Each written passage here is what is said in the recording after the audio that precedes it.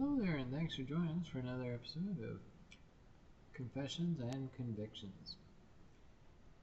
Today, we're going to talk, remember the rich young ruler who came to Jesus? And Jesus had compassion on him and mercy and loved him, and actually wanted him to follow him. And so he asked the rich young ruler, well, why do you call me good? Because, he did address him as good master.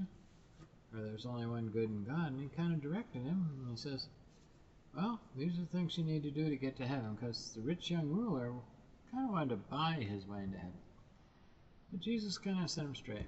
He says, well, have you kept the commandments? And he said, of course, I've kept all these since I was a young little kid. Jesus smiled. You see, Jesus does recognize the heart, but sometimes our heart holds us back.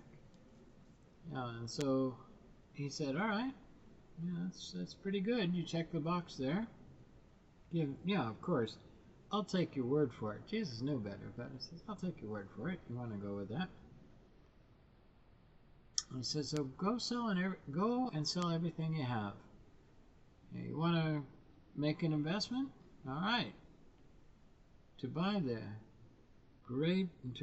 pearl of great worth, that's Jesus himself, then you're going to have to be all in.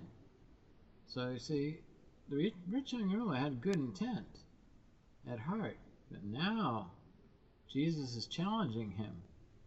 Are you a businessman? Are you going to put your money where your mouth is? Are you really serious about this? So he told him, show it. Go ahead, demonstrate it. You want to buy? Let's buy in.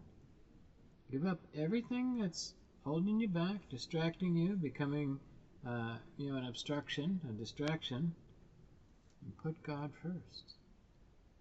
Whoa. See, the rich young ruler had a lot of preferences in his life. And God was kind of on the shelf, a second item, and God never wants to play second or third fiddle. If God's not first, then I've got enough for him to be anything. It's not a part-time God. That's a God you invent. But the God of the Bible wants your whole heart, your whole mind, your whole soul.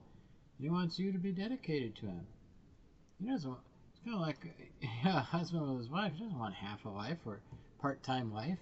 Or, okay, I've got an appointment with you tonight, all right? Remember that. And that's it. No.